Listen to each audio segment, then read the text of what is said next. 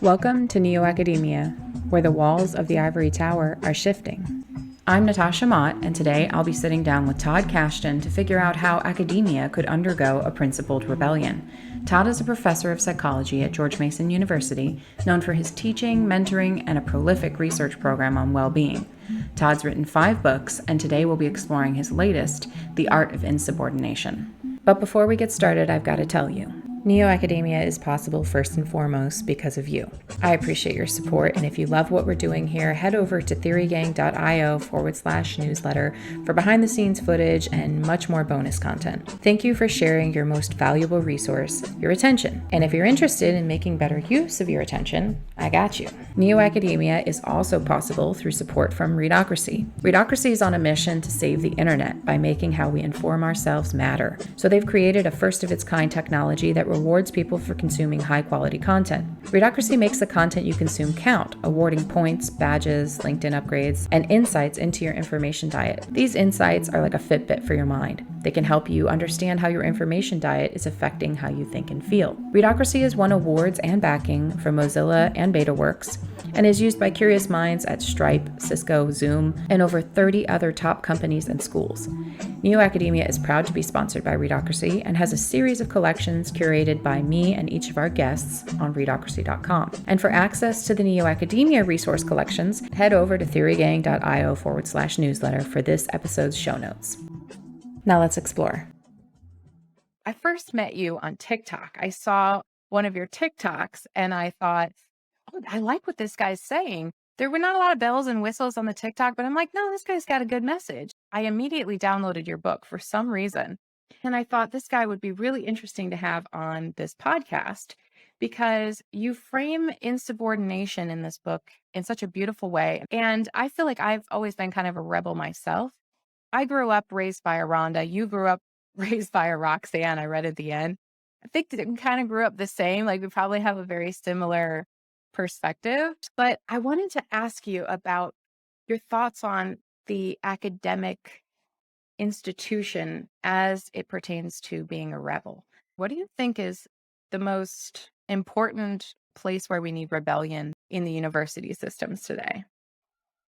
I mean, there's no question it's permitting and embracing people to take their private opinions and thoughts and express them publicly in the room with other people. The numbers are just terrifying. It's over 60% of people are saying that they're self-silencing about things that they truly care about the topic.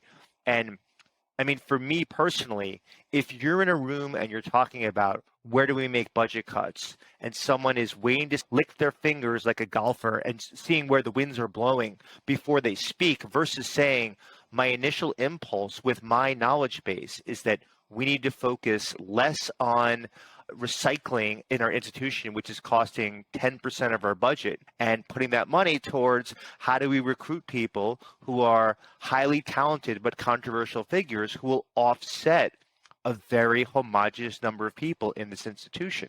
And here's the thing. When the person voices that thing that they were reticent to say publicly, they might be wrong, but it gets the conversation rolling of, are we homogenous? Are we spending too much on recycling?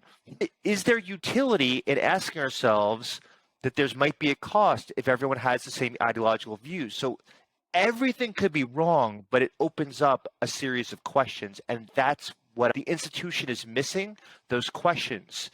And the typical response over the past couple of years has been, it's not my job to educate you, and you have to do the homework on your own. And that's somewhat tangential to having a face-to-face dialogue. Right.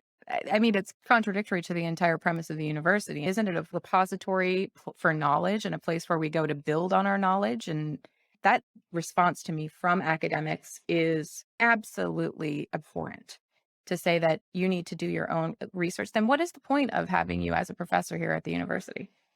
Yeah, just flip the grid towards a non-controversial play of this. Today in my class, we were talking about cross-cultural differences in happiness. And so we are comparing countries. So we're comparing sub-Saharan Africa to Costa Rica, to Scandinavian countries, to Korea. George Mason University happens to be one of the top 10 most diverse schools in the country. And in that room is people that have those ethnic backgrounds not like myself. Should I avoid any of that content and any of that research because there is a matching between racial and ethnic demographics in my class and the content on this slide?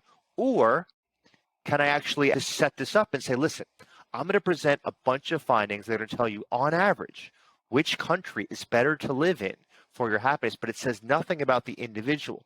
Hold that as we go through some very controversial data that we play with this. The students love these conversations because of exactly what you said. I say to them, listen, after I present this, who has beefs, who has questions, who has thoughts, who's skeptical and cynical of everything that I'm talking about and everything you've read about. And I leave space for them to play. And that play is what's missing in a lot of the conversations about very important sociological topics. I'm so glad you said that, because that's why I started this podcast and my other podcast. I miss that. I miss playing with ideas. Since I left my postdoc, I was devastated. I really wanted to be an academic, but I realized there's not a lot of room for play. There's no room for error. There's no room to be wrong. There's no room for play in the university. And I thought, this is not what I hoped it would be. I'm not on a quest to carve out how right I am and how much I know. That's not what I ever got into this for. And I've heard so many academics tell me lately that they miss having fun with these thoughts. And I love that you give that to your students. And so do you think that this is the way in, through play? I think you have to change the principles of how you have conversations. First, I think with the undergraduate students, it's easy to play because they're coming there to learn. They're not trying to show how smart they are. Once you move up the ranks, grad students, the postdoc, faculty members, administrators, people are trying to show power. They're leaning with power. They're leaning with status, as opposed to whoever has the best quality ideas gets to win this conversation and gets the spotlight. So you have to start with those principles, which is, how do we design this so that the message becomes more important than the messenger? It's not just academic. Everyone's being exposed to this. You can be very low on agreeableness. So you're not polite. You're not inoffensive. You are cantankerous. You're quarrelsome. And being low on agreeableness can be grating, and it could be annoying, and it could make you frustrated. But we should be very clear that there's very little correlation to zero correlation between intelligence, good decision making, and an effective ability to balance evidence that supports your ideas and evidence that's against your ideas. There's nothing to say that if you're low on agreeableness, you're bad at this stuff. If you want superior decision making, if you want good solutions, if you want innovation and creativity, it is really horrible to rely on this proxy of likability, niceness, and politeness. There's so many systems that are anonymous where people are voting for you of, do you or don't you get tenure? You have a committee of your peers that determines, do you get a promotion? You get a committee that determines, can you invent a new class? And so if you're not likable, and likable is overly valued, you're not going to be getting access to all the things that makes being a person who's devoting themselves to the mind and to educating people. You're getting unnecessary barriers. And to me, that's a question to explore of, why are we putting likability on a pedestal as opposed to competence, trustworthiness, and being unbiased? Yeah. I mean, and since the universities have really stopped growing and they've been pumping out PhDs, those kinds of people are just floating around. But one thing I've noticed is that I've been on this Bumble friend dating app since I moved to Nashville, just looking to meet people. And every time I see someone with a PhD, I get a little excited. I'm like, oh, fun. Like, we'll be able to talk about research. And then I meet them and I'm sorely disappointed because, first of all, they are highly specialized. And the conversation, if it's not directly centered around their domain, the conversation is horrible. It's like I'm talking to a 15-year-old otherwise, because I think they developmentally stopped. So not only about the agreeableness, like they have this very vanilla, basic personality. You can expect what they're going to say and how they're going to say it. And they have a verbiage, much like a corporate kind of a speak, but academic kind of speak. But they're stunted, in my opinion. And do you think this is because there's this assembly line to get where you want to get in academia, and you have to be exactly what is expected of you? I'm so interested in how you jump off a conversation of two people with their specializations to, hey, like, what do you read and do on your free time that's unrelated to work? Like, I don't want to be friends with someone who's interested in 1500s medieval literature. I mean, I want to be friends with someone who is interesting, fun, adventurous, and has an entire life history of events that I know nothing about. Specializations for insects of very particular tasks of building habitats, procreating, and then making sure you live to another day. The idea of over-specialization in academia is problematic because the idea that you're supposed to stay in your lane of what you're focusing on is anathema to what we know about how the creative process operates. I mean, the easiest way to be creative is I mix my peanut butter in your chocolate, and then all of a sudden you're like, hey, but can we throw in some whey protein powder and some acai berries? And all of a sudden you may have a very tasty smoothie. It may be disgusting, but it's the first iteration of something that's going to be very different. That's some merger between our mental abilities and our experiences. This is how you create. The lack of creativity, in my opinion, comes from a fear of not knowing enough. Because even me starting this podcast, there's a million reasons not to. I'm not an academic. And I'm doing a podcast called NeoAcademia, where we're exploring how the academic system is changing. I don't have the expertise necessarily. In theory, I had a great advisor and she helped me figure out what steps I needed to take, to which I promptly said, fuck that, and turned around and never came back. But it's a fear of being creative because what if you're wrong? What if you don't know enough? What if you don't have enough expertise to speak on this? And I think a lot of people are, because of the permanence of the internet, especially, they're afraid of being wrong. They're afraid of showing up and having this track record, like you say, of, oh, look at this person. Look at what they said 10 years ago. Look what they said yesterday. We're not really giving people the room to be creative, the room to change or grow.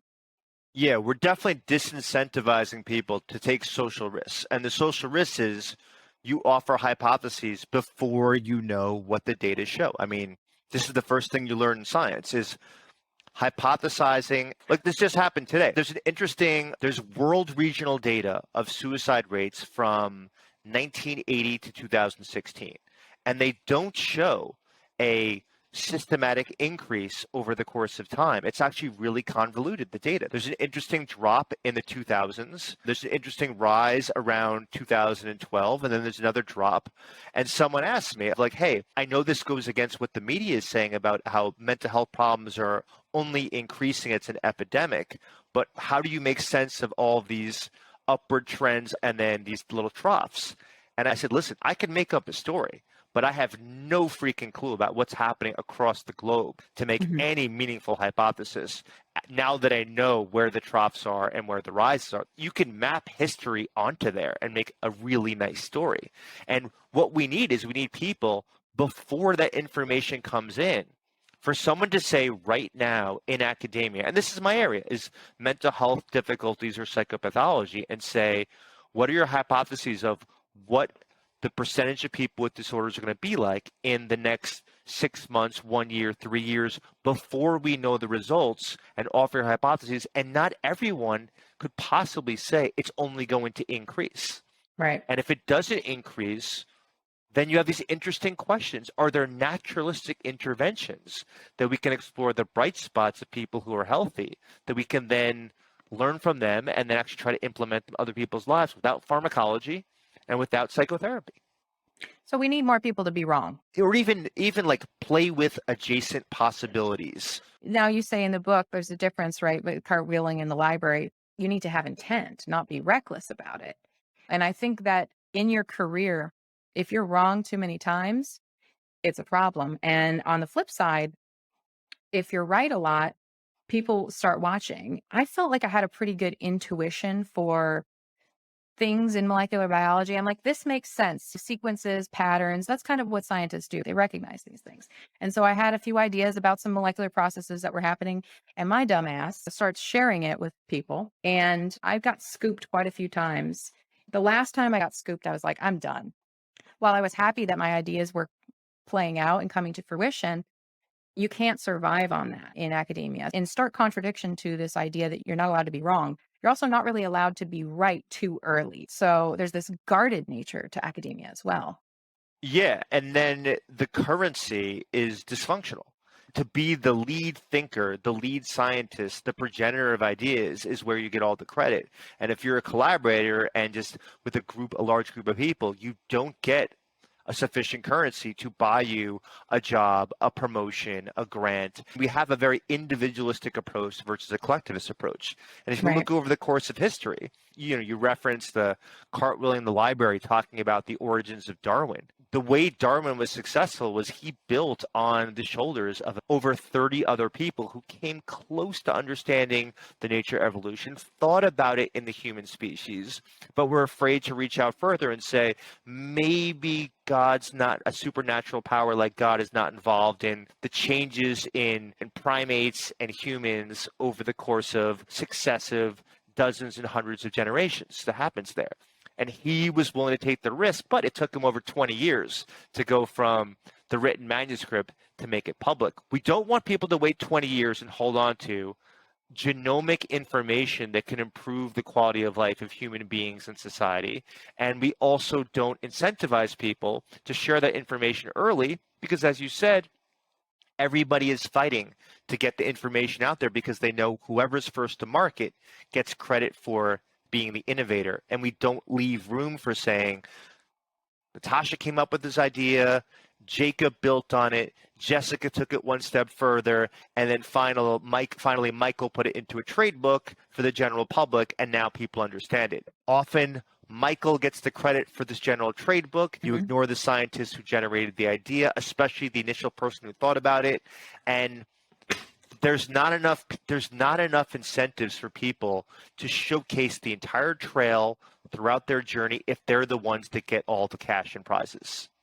Yeah, that's a great point. We come up with a lot of problems in the world, not just in academia, but outside. Everybody spends a lot of time kind of measuring the problem and looking at the problem from different angles. But how do we experiment with that solution such that it would reach academia? So, for example, creating a system, like you said, of breadcrumbs to show someone's thinking. You would think that with all the technology we have now, Twitter and our search history and all of our Substacks and all this stuff, you would think we'd be able to build an interesting repertoire of ideas and thought processes and show how we came to this theory, where we were 10 years ago, where we are now.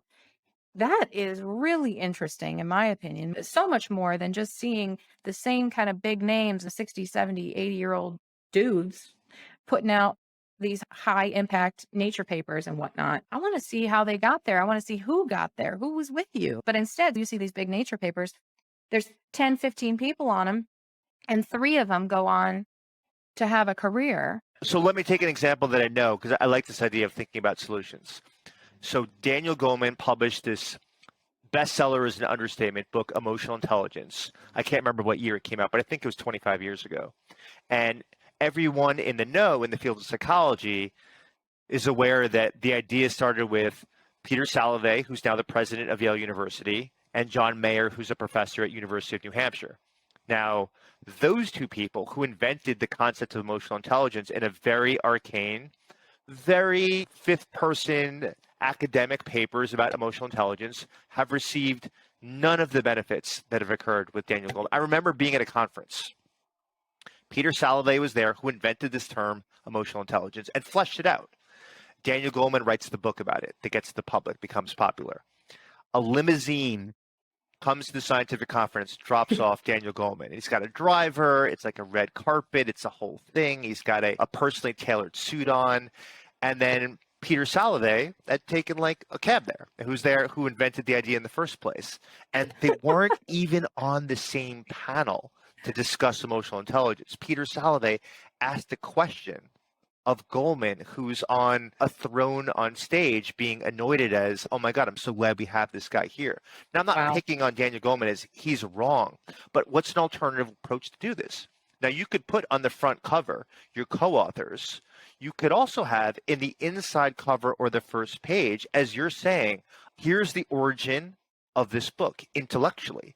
And it might start with Spielman talking about intelligence with an arrow leading to this amazing paper by Daniel Goleman and that occurred in around 1890. And then from that paper, he read from these researchers some other ideas, and then this book was created, as opposed to burying it in the acknowledgments of, I want to thank Daniel Goleman. I want to thank Peter Salovey and Jack for producing this idea. Let's have it right up front so it's clear to the reader, to the organizations, to any school that wants to inject emotional intelligence in there, of saying, oh, the progenitor was actually Jack and Peter, and actually Dan was great at creating stories and weaving a tale about emotional intelligence.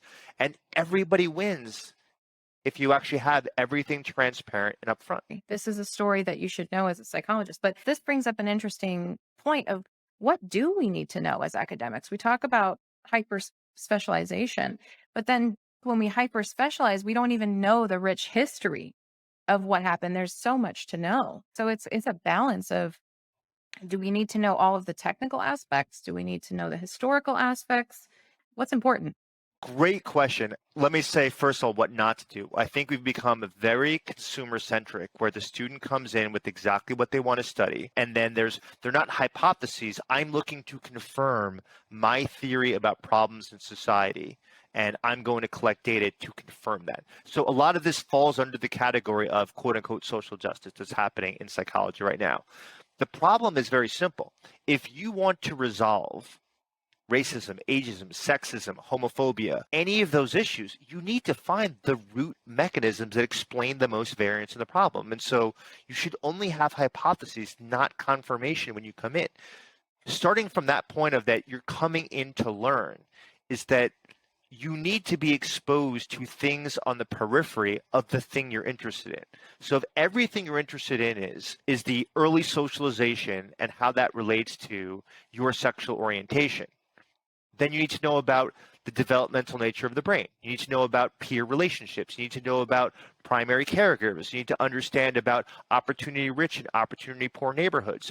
These are on the periphery of what you're interested in, but you have to understand the brain, have to understand genomics, have to understand the environment, have to understand person-environment interactions, have to understand statistics, and with this knowledge, your questions and hypotheses should hopefully change from when you came in. And if they didn't, you should be getting feedback how, after taking 6 courses and being exposed to 6 different instructors and perspectives and reading 70 to 700 different articles, do you still have the same question before you entered into graduate school?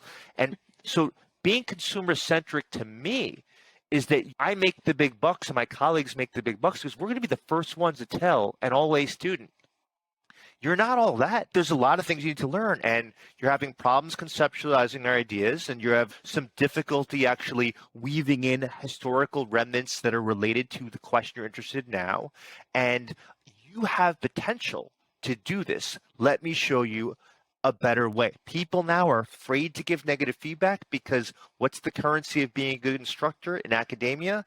Your anonymous course evaluations. How to get good course evaluations? Be an easy grader, show YouTube videos, let people out on Sunday days to go play hacky sack. Shit. I mean, I like hacky sack, but dang. Yeah, I mean, this whole model doesn't work then. So one thing you said was we need question-driven learning. I love the advocacy that people feel when they want to start a degree. They're like, I want to change the world. Awesome. You need to learn some stuff first. You come in with so many assumptions. They want to fix racism, fat phobia, whatever. The truth I think that they might find is, as long as there are different races, there will be racism. And you might come to that conclusion if you look hard enough. Of course, you can mitigate things, but I love when people say, I want to solve racism. Then you want everybody to be exactly the same, in which case we will argue over words and semantics. But I love this idea that you mentioned here, framing education around a question and then letting that drive the breadth of your education. I think that is not the way we're doing education now. We're running these universities more like a business than a place to solve problems or to answer questions. And if we're running it like a business, then what is the product? The product is not the solution to these questions. The product is students who can go perform tasks and they have a flag that says, hey, I'm able to check these boxes. I did the thing that I'm supposed to do. I think the entire structure of the university system right now is in question. What is it for? Yeah, and I don't think people give a good answer. A lot of people say it's about leadership. What's leadership? Leadership is being able to handle uncertainty. How do you handle uncertainty? Is you learn how to not have sufficient knowledge, be able to acknowledge your limitations, realize you can use other perspectives, be willing to revise your ideas and beliefs, and be actively pursuing that as opposed to passively waiting for someone to provide that feedback to you. None of that is typical in a classroom or in a research environment to have that level of humility. And we have to acknowledge that. We have to be constantly looking for not just financial conflicts of interest, but also psychological conflicts of interest. There's a lot of researchers that are tied to content topics, gender studies, African American studies, economics, communication. You have ties where your lens, you overweight, even though it might not be the best lens for the particular problem that you're dealing with. We have to really be transparent about psychological conflicts of interest, what we're known for. So I'm known for studying social anxiety and curiosity and psychological flexibility. So anytime you see my name attached to any of those topics, you should be saying to yourself, is Todd putting his thumbs on the scale? Because this is where he gets noticed and media journalists contact me, as opposed to when I start studying something new. Like I'm studying how to maintain passionate long-term relationships. That's not my thing. It's something I just fell into. You are prolific. You have a lot of publications and in a lot of different areas. One thing in particular that I really liked is the Personalized Psychological Flexibility Index. I think this was just fabulous because I think psychological flexibility, tolerance for uncertainty, personally, I think these are the most important skills we could teach people today. How hard is it to shift and say, you know what, I'm going to study this over here? Do you have to rebuild all your credibility?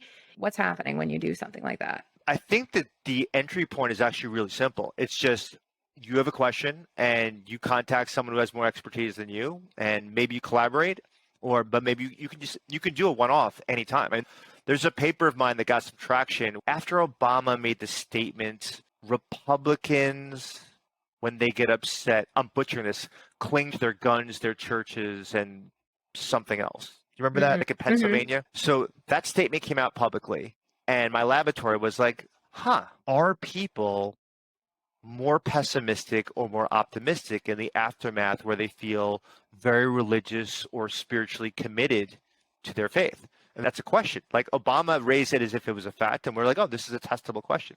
So we conduct this study of like spirituality and religiosity in daily life. If you have a day where you're doing some serious prayer work, you go into a mosque, a synagogue, a church, does that actually influence your thoughts about yourself, the world, and the future compared to days where you don't do that? And we found that, yeah, it actually does. Like Obama was right. If you cling to your churches, you end up showing like a huge boost in optimism. And if you don't, you kind of lose your marbles a little bit. But that was a one-off study of religion and spirituality. And it's not something I want to dive into too deeply. It just started off where heard a quote from the president, thought it was a cool question to test, hadn't seen it been tested before, boom, you could dive right in. It's probably a little bit more complicated when you start doing animal science or your areas in terms of neuroscience and physiology.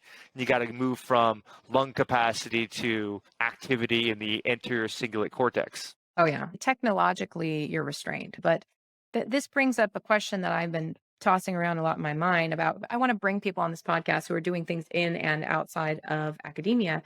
And in biological sciences, it's next to impossible because you've got $1 million mass spec. Where are you going to borrow that from? But is there a way to validate these inventories and scales outside of academia? Or do you feel like the infrastructure, the IRBs, this kind of thing, that's a necessary component? You must do this kind of stuff within academia. I definitely think that we are too obsessive in terms of human subject concerns. I mean, I could regale you with incredibly boring intellectual stories of me trying to induce loneliness in a bunch of 25-year-olds, and you'd have a human subject review board would say, I don't see how this could be beneficial, and the cost seems so immense. And I would stand there. It was like Atticus Finch in To Kill a Mockingbird and say, listen, I need to tell you something that you probably already know. These 25-year-olds experience loneliness all the freaking time in their everyday life. I mean, they walk past a restaurant where there's an outdoor table and they're laughing uproariously, and all of a sudden they realize, God, I feel so alone. That's happening. So I just want to see, what is the impact of this on their intellectual functioning? When Trying to MK Ultra some 25-year-olds. That's what's happening over here. there's nothing torturous or painful about what I'm doing. All I'm doing is mimicking slightly like what happens in everyday life. And the benefit here is we're going to debrief them afterwards and explain what happened and try to help them with a slight intervention of these things may or may not influence you. So I think the concern that people are fragile, extremely emotionally fragile, has bled over into human subject review boards. I'm not saying that the Milgram experiments should necessarily be repeated now by shocking people, but Yeah.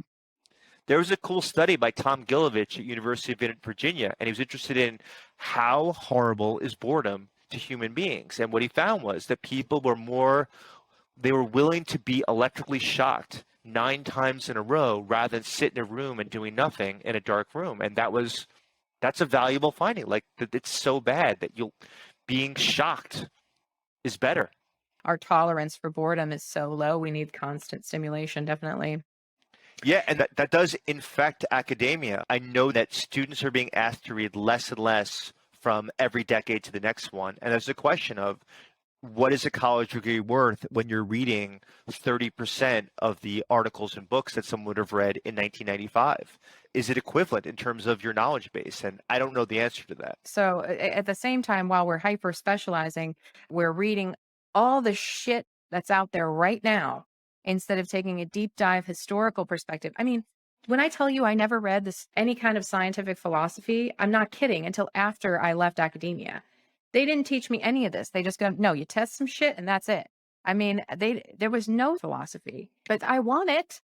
Like, I still want, I mean, I feel like everybody needs that. We need, Yeah. especially today, but I think we still need the infrastructure that's provided. So I hear what you're saying about the loneliness thing, but I don't think that's as bad as what happened at Portland State with the so-called squared incidents. You remember this, where they didn't consent reviewers? Basically, Peter Boghossian, Helen Pluckrose, and James Lindsay, they published The conceptual penis, is that what we're talking about? Yes, we're going to talk about the conceptual penis now.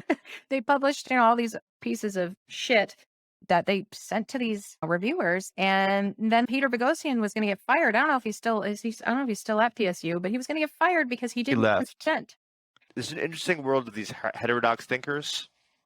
I have lots of thoughts about this, but my quick thought about this is there is an unfortunate homogenous nature of a lot of these heterodox thinkers where I can predict where they stand on about 20 issues. And I sort of have this maxim where no student should be able to predict my political affiliation after spending a whole semester with me. I mean, actually, I can't think of almost any subject matter where you should know where I stand because I'm facilitating.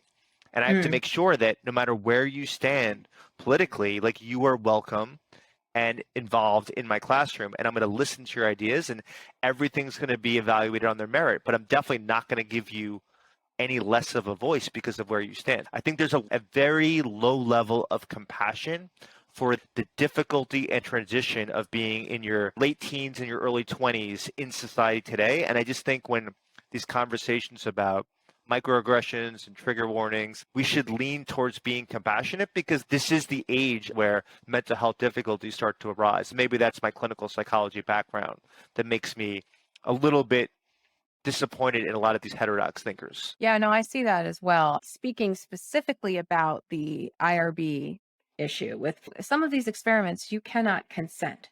He could not have performed this experiment if he had consented the reviewers beforehand. Absolutely. So purely from an experimental standpoint, he did nothing wrong. Now, what they say outside of it, you're right. I think you're right. I think you're right about all of these former IDW type thinkers.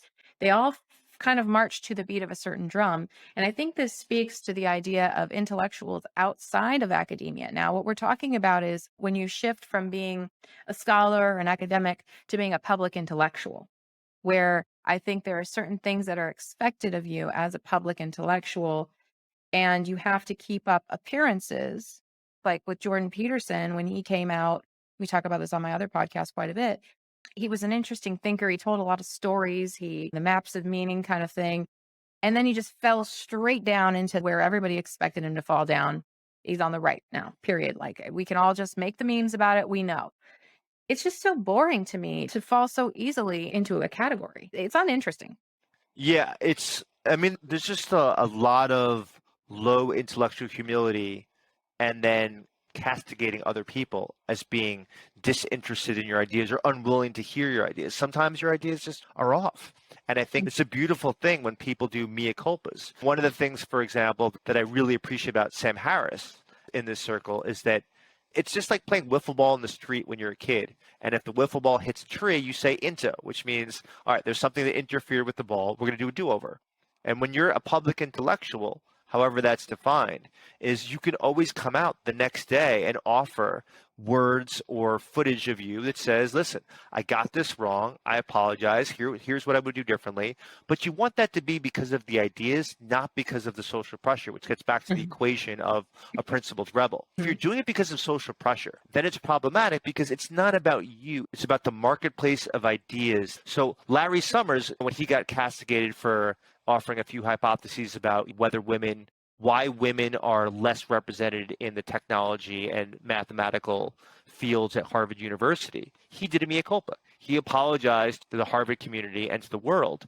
And when he was offered a reason of why he apologized, he just said, as president, my message of offering this hypothesis as an economist, as a scientist, was interfering with the role as the leading figure of Harvard University representing it. I need to let nothing get in the way of you feeling that you, regardless of your demographics, belongs at Harvard if you got into Harvard. And that's a very understandable. He explained the reason. It wasn't necessarily because of the pressure. It was just that it was interfering with a much more important message is you land at Harvard, you belong here, you get access to resources, and your platform is the same as everybody else's. And that is a very good message to have. It's a very good reason for making a mea culpa. Yeah, I think maybe if someone else had said it, it might have been different. But because he's the president of Harvard, his role is not really necessarily to offer these kinds of explanations or even to investigate it. His role is to run the university. Yeah, no, you said it perfectly. That's right. Yeah, I get it. I get it. No, I think I understand that. We could talk about the administrator burden. Actually, let's talk about it since we're talking about administrators. We all talk about this within the university, let's say, administrator heavy scene. What would a principled insubordinate do to rectify this issue? There's a couple things. One is the financial structure of a university is top heavy. So administrators are making more money than the people that are actually doing the work. It's perfectly analogous to college football coaches getting paid, being the highest paid person at university when you have college students putting their life on the line with traumatic brain injuries who are getting paid a couple $100s in the local barbecue shack where they're in a commercial right now. It's completely inverted.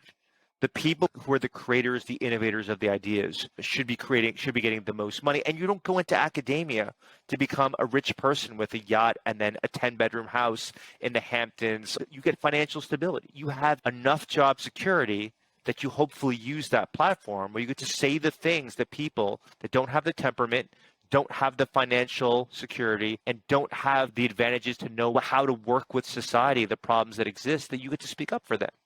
And so the idea that administrators make 2, 3, 5 times the salary of the best scientists that exist in a university, it just doesn't make sense to me. And so if you are interested in increasing your wages and your financial quality of life, or you're interested in power, you move up the ranks, you become an administrator. And you don't hear about too many administrators outside of University of Chicago that are fighting for free inquiry and free speech and taking the friction that comes with that as the president of a university. This is going to be a controversial statement, and that's okay because this needs to be said. In academia, particularly the East Coast and West Coast, like the really elite universities, Stanford's, Emory's, Yale's, the mainstream orthodoxy thinking right now is these are racist organizations. There's a long-standing history of it. We have to rectify it in the present day. And there's not really a clear discernment between what it was like in 1970 versus 1980 versus 2000 versus 2010 versus 2022. There's not a conversation of what's the trajectory of change, what's the evidence for and against that the entire institution is racist. It's very rare that a problem manifests itself in every nook and cranny of an organization as complicated as a university. You're talking about so many majors, so many colleges, so many little hubs that exist. To me, a good administrator would say, let's look for where the problem exists and put our resources there and be efficient and effective. And let's see where there are bright spots and let's try to replicate that in other parts of the university. And a good administrator would be willing to take the social pressure, which is you need to fix everything now. We don't have time to do program evaluation of what the problem is and how big it is. You need that bravery, you need that discipline, and you need the foresight that you can wait for a few weeks and think about the problem and collect as much evidence as possible and not just go for the loudest voice. Do you think this has to do with kind of board of trustees and endowments and things like that? Definitely outside of my pay grade, but always follow power and money and be impressed by people that are willing to go against their financial interests. And when people never go against the wave of tension, that raises questions. Somebody has to innovate, and it has to be the first to market, and it's going to be challenging to do that, but that's why you make the big bucks. You should be choosing people that have the tenacity to do that. This is the problem with the public intellectual sphere. As someone trying to build a career in learning, that's what I'm trying to do here. I want to build a career where I get to learn shit, talk about it with smart people, maybe come up with some cool ideas, maybe even put a hand in implementing those ideas. But I'm trying to do that. And there's a big fear that I've had, at least when I left academia. That's over, was my fear. Then I left corporate sector. I'm like, now I'm throwing away all my money. That's cool. So there's a lot of places where you can fumble. Now it's like, oh, you're starting to get traction. Well, don't talk about this. I think a lot of these people who could be great thinkers, they give into the fear and their ideas just subside in favor of what's popular. Like you said, they give into the social pressure. Yeah. So I have a colleague at George Mason who is really good, principled rebel in his thinking. And he has a book about the case against education, Brian Kaplan. Oh, I love Brian Kaplan. Yeah. And he's very clear. Here he is as a professor at a university saying that much of a college degree is about showing that you can conform, so that you can follow the rules and stick around for 4 years, because you don't get any benefits for having 3 years of college. There's an element of your showcasing your conformity. There's an element of status that you have this degree, particularly from an elite university. And then the third one is about money. You make more money when you're a college graduate. We have 4 years of a young person's life. How do we shape and mold people? Shape them into what? Shaping someone into a leader seems very unappealing to me, because not everyone can be leaders. So it just seems like the wrong little bumper sticker approach of thinking about. I mean, to me, it's about teaching people to think critically and then be willing to put their neck out and challenge authority figures, rules, and norms that seem dysfunctional or antiquated. Yeah, I don't think we're incentivizing those things. You said, oh, the university wants to create leaders. I disagree. I think Brian Kaplan would disagree as well. What the university is trying to do is create managers, not leaders. There's a difference.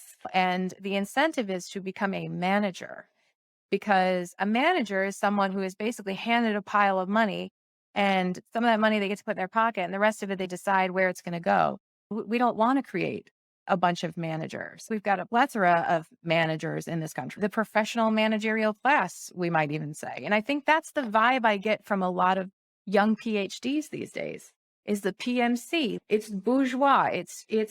I'm sorry, but it's god awful. I don't know how we encourage principled rebels, people that actually want to, make change and live good lives. And they don't care necessarily about the yachts and all this stuff, because I think that's what everybody's thinking. First, you get the money, then you get the power, and you're never really going to get that. You're not getting a yacht.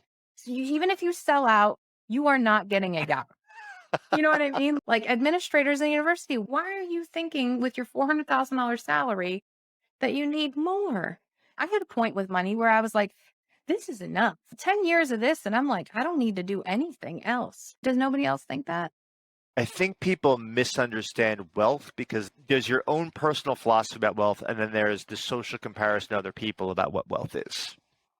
And one of the things about academia is the stakes are so low, and so you're really honing in on social comparisons. I mean, I remember during the 3 years of COVID, being in faculty conversations, these formal meetings about how do you evaluate the quality of someone's work over the past year when it was during a pandemic.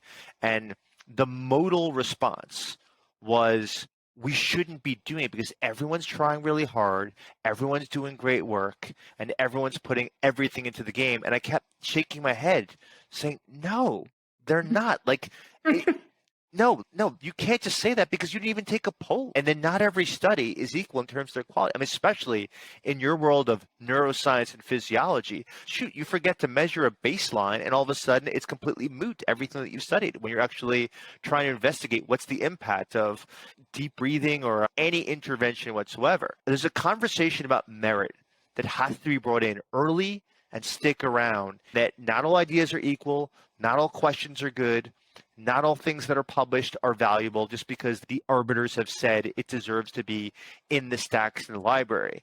And part of the education process is distinguishing wheat and chaff and saying, this was published, unbelievable. How are these reviewers so unwilling to acknowledge that a sample size of 30 people cannot tell us anything about what Asian American astronauts are like?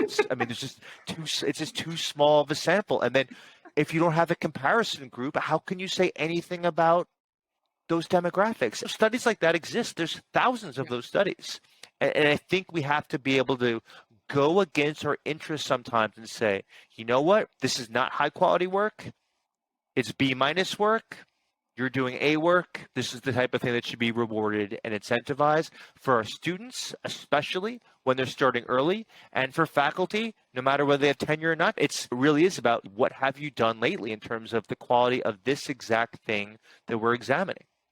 Yeah. And that's not a popular thing to say at this point. To say that this entire way of thinking is flawed, you might as well commit academic suicide, because you're not being sensitive. You're not being a good advocate. You're not pandering to what others want you to say. So my question is, how have you attracted the people who've got your back, though? Because you have. So how did you get there? How did you find them? It's a good question. I mean, I'm a New Yorker, so I have the temperament to go against the grain, and I can handle a great deal of heat. And I take that seriously. I take it very seriously because I won the genetic lottery on temperament, that I can handle social persecution.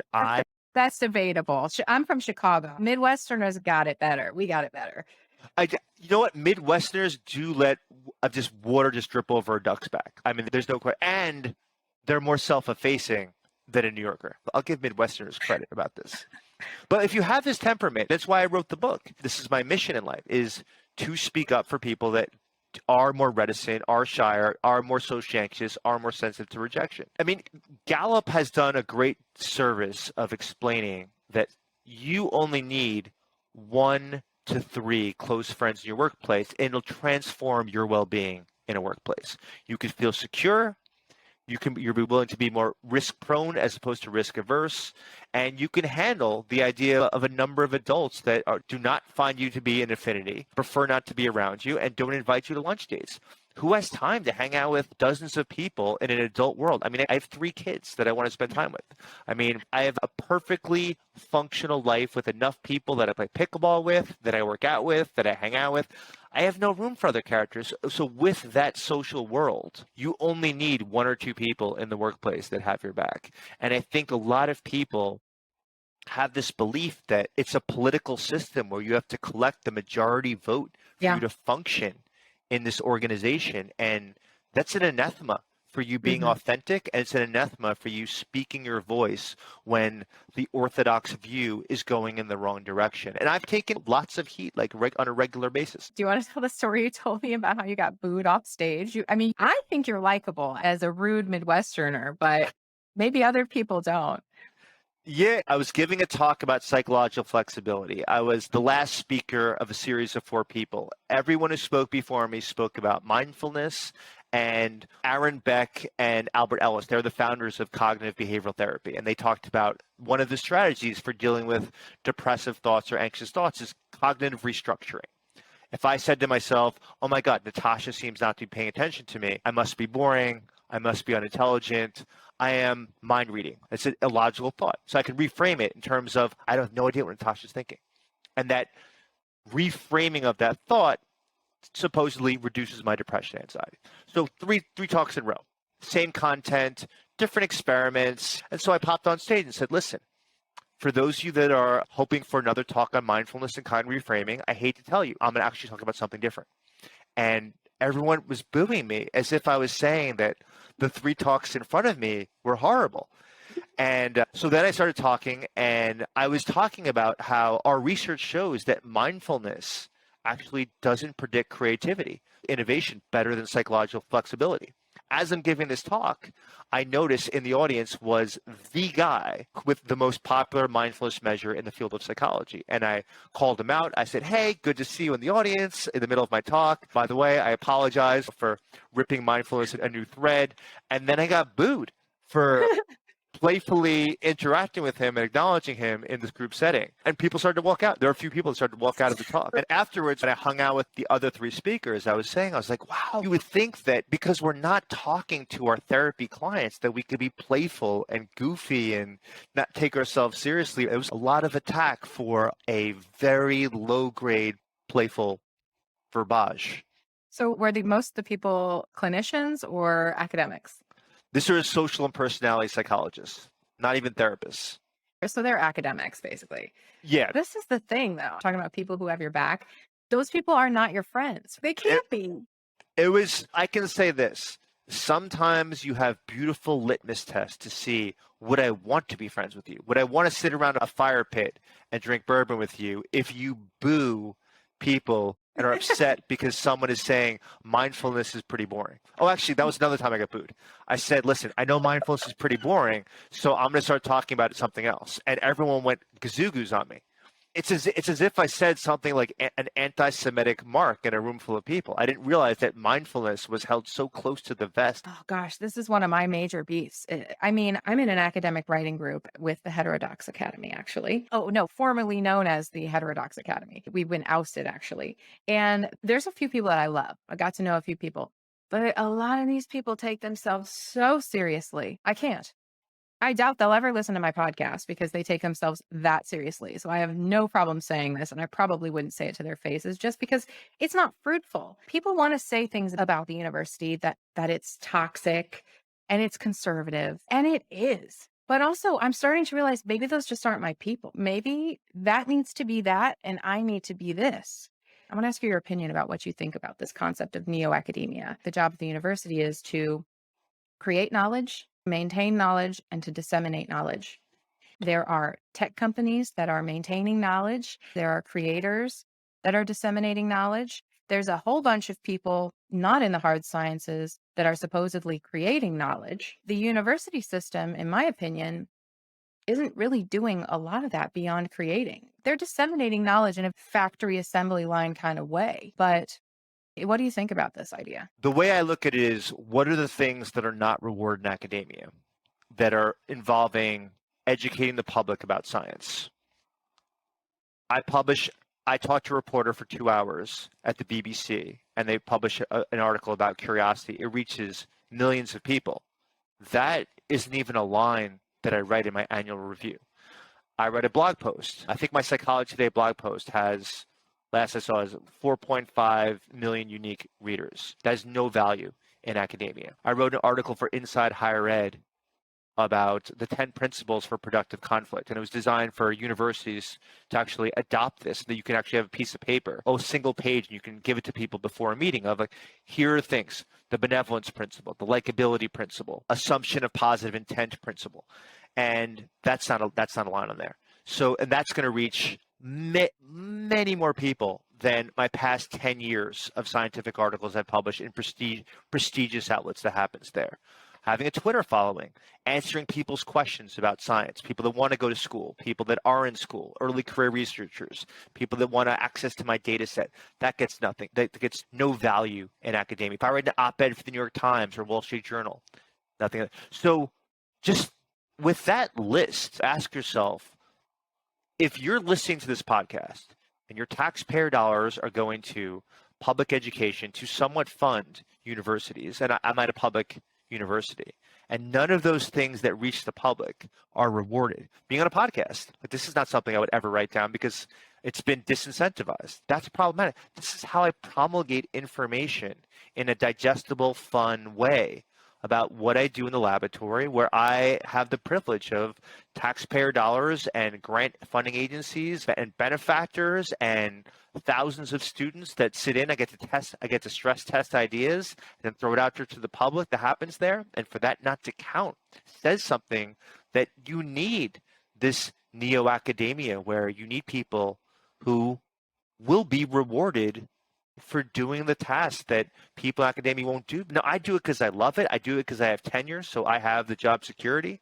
But why should you have to wait until this arbitrary thing called tenure to do the things that the world needs? You got a dysfunctional political system. You have plenty of dysfunction in the educational system. You have a tremendous problems in the criminal justice system, and the list goes on. And if there's knowledge out there, damn, social scientists, biological scientists, get the information out. The scientific articles is just the starting point, not the end point. I love that. I really appreciate you being here. And I want to finish with saying that your wisdom from weirdos, it's like you wrote this book for me. You put all of these things into such an interesting framework. And I'm listening to the book. I'm like, yes, yes. We need to affirm values like autonomy in the world. And when we don't agree with things, that's the juice right there, where you feel a little bit like, I'm not quite sure I know what this person is up to, but I'm going to pay attention for a minute anyways. So I really appreciate that. Your reaction to the book makes it worthwhile for 6 years of slaving at it. Natasha, love this. You're awesome. Thank you. Thanks for listening. We are going to continue exploring the idea of a principled academic rebellion over at theorygang.io/newsletter. There you'll find a special giveaway from this episode, bonus footage, and access to a Readocracy collection with resources curated by me and Todd. To check out more of Todd's ideas, you can find his newsletter at toddkashdan.substack.com.